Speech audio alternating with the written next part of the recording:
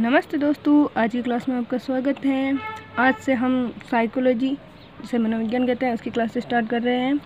जो रीट एग्ज़ाम के लिए रीट पात्रता ग्रेड फर्स्ट एंड सेकंड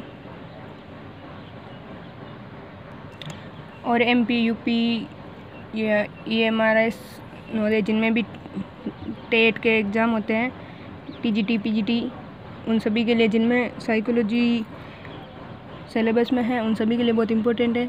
ये क्लासें एकदम 0 लेवल से स्टार्ट है, जो सभी के लिए उपयोगी हैं।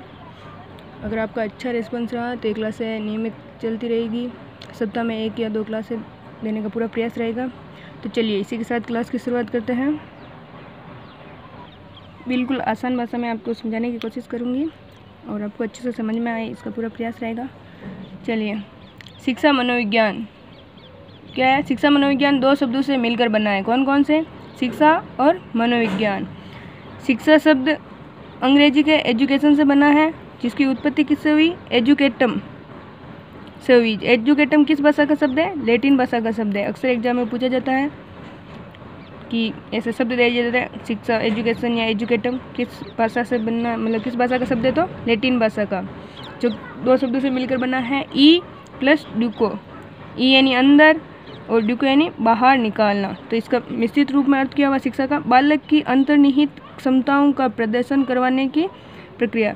जो बालक के मन में जो प्रक्रियाएं चलती है या उनके मन के अंदर जो क्षमता है, जैसे पढ़ने लिखने की या पहचानने की, उनके अंदर जो भी नॉलेज है उनको बाहर निकालने की जो प्रक्रिया होती है, वो मनोविज्ञान है। जैसे उनके मन को समझकर उनके अकॉर्डिंग उनको आगे मतलब जो वातावरण है वो उपलब्ध कराना, या वो जिस सेक्टर में जाना चाहते हैं, पढ़ाई से संबंधित ले लो कि किसकी रुचि किस में है, तो उसके अकॉर्डिंग उनको मतलब उनके अंतर्निहित जो भावनाएं हैं, जो क्षमताएं हैं, किस सेक्टर में वो अच्छा प्रदर्शन कर सकते हैं, तो उनको उनकी पहचान करवाना और उसमें उनको मतलब इसके बारे में प्रदर्शन करवाना और की प्रक्रिया है वो क्या है? मनोविज्ञान है, शिक्षा। किसी के मन में कोई भाव हो तो वो जैसे कोई डायरी लिखता है, कोई बुक्स लिखता है, तो वो क्या है? उनके अंतर्निहित जो क्षमताएं होती है वो उनका शिक्षा के माध्यम से प्रदर्शन करते हैं। फिर मनोविज्ञान साइकोलॉजी, पी साइलेंट रहता है इसमें। साइकोलॉजी जो अंग्रेजी का शब्द है, उसका हिंदी अर्थ है मनोविज्ञान। ये साइकोलॉजी 2 ग्रीक शब्द से मिलकर बना है। कौन से? Psyche plus logos. साइकी मतलब सोल यानी आत्मा और स्टडी यानी अध्ययन। तो इसका मिश्रित रूप में अर्थ क्या हुआ? आत्मा का अध्ययन या विवेचन। मतलब जो मनोवैज्ञानिक जो होते हैं वो, मतलब जैसे डॉक्टर देख लो आप, डॉक्टर इलाज कैसे करते हैं? पहले जो रोगी या पेशेंट जो होता है उनसे बात करेंगे, उन्हें क्या बीमारी है उसके बारे में जानने की कोशिश करेंगे, उनसे मतलब सरल स्वभाव में बात करने की या उनको समझाने की कोशिश करेंगे, और उन्हें मतलब जो बीमारी है उसके बारे में बिल्कुल सरल तरीके से जानने की कोशिश करेंगे, ताकि वो उनके जो भी रोग है उसके बारे में अच्छे से पहचान कर सके और उनके मन के अंदर जो क्या भावनाएं छिपी है या क्या उनके अंदर जो विचार चल रहे हैं उनको जान सके, और फिर उसके अकॉर्डिंग बहुत सी बार जैसे मेंटल जो डिप्रेशन में चले जाते हैं उनको कैसे ट्रीट किया जाता है, तो उनका ऐसे इलाज किया जाता है कि उनके मन के भीतर जो क्या चलता है उनको मतलब उन भावनाओं को या उन विचारों को बाहर निकाल के फिर उनके दिमाग में जो मतलब जो भी थॉट है उनको समझने की कोशिश की जाती है। तो यही है आत्मा का अध्ययन या विवेचन। उनके मन को पढ़कर फिर उन्हीं के बारे में, जैसे ये अभी साइकोलॉजी पहले तो इतना नहीं था, पर अब चिकित्सा के क्षेत्र में, हर क्षेत्र में मतलब इसको अपनाया जाता है। पहले इनका अध्ययन करवाया जाता है ताकि एक डॉक्टर, या शिक्षा के क्षेत्र में मनोविज्ञान को अपनाया जाता है ताकि एक शिक्षक स्टूडेंट के मन के विचारों को अच्छे से समझ सके, उनके मन में जो भी चल रहा है उसको, और वो क्या सीखना चाहते हैं, जैसे उनके मन में कोई डर है तो उसे कैसे बाहर निकालना है, इन सब के बारे में उनको अच्छे से जानकारी प्राप्त हो जाए ताकि वो अच्छे से उनका अध्ययन करवा सके। अभी रीट पात्रता और रीट में जो शिक्षा मनोविज्ञान का जो पार्ट है अभी जुड़ा है, तो इम्पोर्टेंट हो जाता है। एक ना एक क्वेश्चन इसमें आपको देखने को ज़रूर मिलता है कि ये किस भाषा का शब्द है या इसका अर्थ क्या है, तो इसको आप अच्छे से याद कर लें। अब है शिक्षा की महत्वपूर्ण परिभाषा, जो बहुत इम्पोर्टेंट है। हर एग्जाम में आपको मनोविज्ञान का जो पेपर होता है, जिनके भी सिलेबस में मनोविज्ञान लगता है, उसमें 1 या 2 कोटेशन देखने को ज़रूर मिलती है परिभाषाएँ, या तो परिभाषाएँ दे दी जाती है और पहचाना जाता है कि किसकी दी हुई है, या फिर मतलब कहीं स्पेस दे दिया जाता है और लिख दिया जाता है कि ये इनकी परिभाषा है, तो इसमें कौन सा शब्द नहीं दिया हुआ। जैसे फ्रेंडसन की क्या है, इसमें कीवर्ड होते हैं, वही आपको याद करना है और उसी के अकॉर्डिंग एग्जाम में जो परिभाषा दी हुई होती है उसको पहचानना है। बाकी बहुत सारी परिभाषाएं मिलेगी, जैसे जैसे आगे पार्ट पढ़ते जाएंगे आगे बहुत सारी परिभाषाएं आ जाएगी। हर टॉपिक में परिभाषा है मनोविज्ञान में, और याद करना भी इम्पोर्टेंट है क्योंकि 2 क्वेश्चन और फर्स्ट ग्रेड या सेकंड ग्रेड में तो 3 के लगभग भी देखने को मिल जाते हैं टीजीटी पीजीटी में। शिक्षा की महत्वपूर्ण परिभाषाएं। फ्रेडसन की क्या है, आधुनिक शिक्षा का संबंध व्यक्ति व समाज दोनों के कल्याण से है। फ्रेडसन की परिभाषा क्या है, आधुनिक शिक्षा का संबंध व्यक्ति व समाज दोनों के कल्याण से है। तो इसमें क्या हो गया, आधुनिक शिक्षा का संबंध व्यक्ति व समाज दोनों का कल्याण किससे संबंधित है, फ्रेडसन की परिभाषा है। फिर दूसरी है डमविल, ये क्या है, अपने व्यापक अर्थ में शिक्षा में वे सब प्रभाव सम्मिलित रहते हैं जो व्यक्ति पर उसके जन्म से लेकर कब तक, मृत्यु तक पड़ते हैं। तो इसमें कीवर्ड क्या हो गया, मतलब इस व्यापक है नहीं विस्तृत, मोटे तौर पे जो देखें अपने व्यापक अर्थ में शिक्षा का में सब क्या प्रभाव सम्मिलित रहते हैं जो व्यक्ति कब से लेकर जन्म से लेकर मृत्यु तक उसके व्यक्ति पर जो भी प्रभाव पड़ते हैं या जो भी वो सीखता है तो वो सब किसके अंतर्गत आ जाता है, शिक्षा के अंतर्गत। डमविल की क्या है, जन्म से लेकर मृत्यु तक। आगे वाला है यूली, ये क्या है, शिक्षा व्यक्तियों की, देखना, शिक्षा व्यक्तियों की व्यक्तियों के द्वारा और व्यक्तियों के लिए की जाने वाली प्रक्रिया है। अच्छी परिभाषा है यूले की। यह सामाजिक प्रक्रिया है और समाज के संपूर्ण स्वरूप व कार्यों से पृथक नहीं किया जा सकता। मतलब व्यक्ति समाज में रहकर ही सीखता है तो उसे समाज के स्वरूप और उनके कार्यों से इसे पृथक नहीं किया जा सकता है।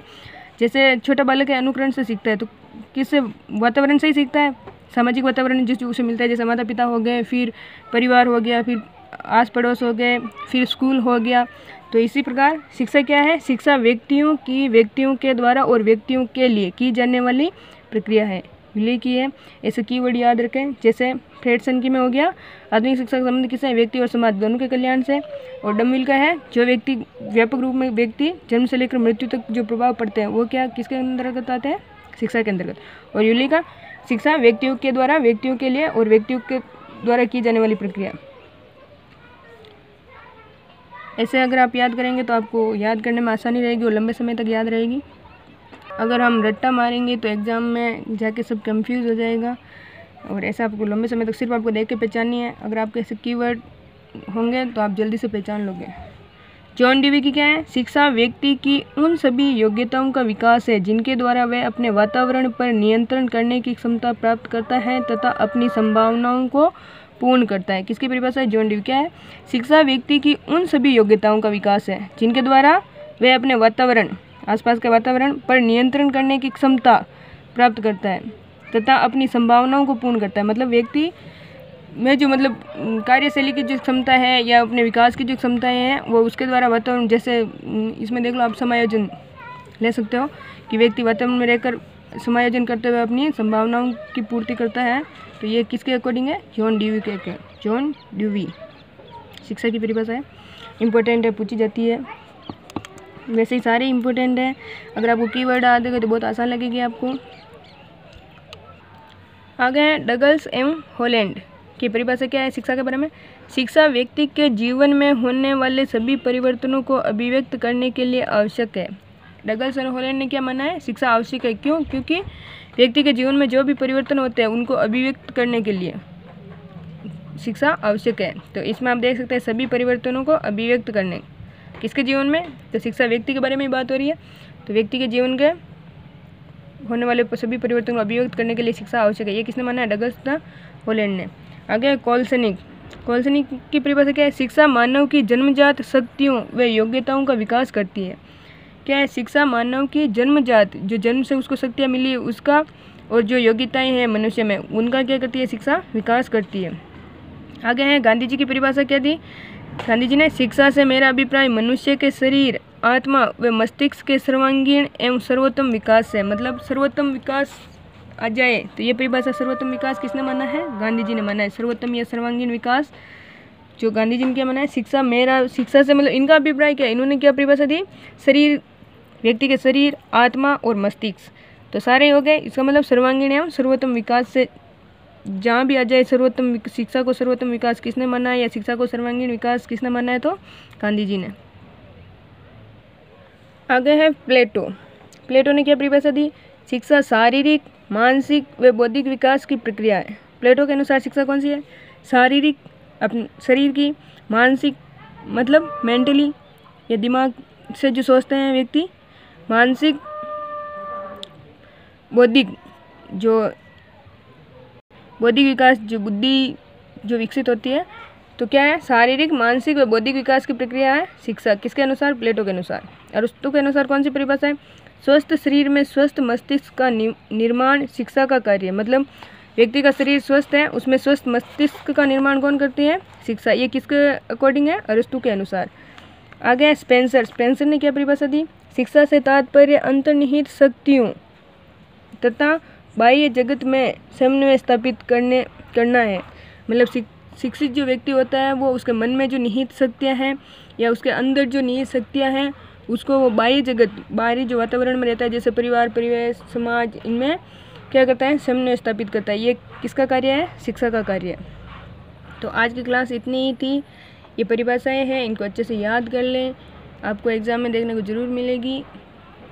और इनसे लगभग फर्स्ट जो यूनिट होती है उससे लगभग 5 या 6 क्वेश्चन बनते हैं एग्ज़ाम में, तो बहुत ही इम्पोर्टेंट है। क्लास कैसी लगी कमेंट करके ज़रूर बताएं। आज के लिए इतना ही, धन्यवाद।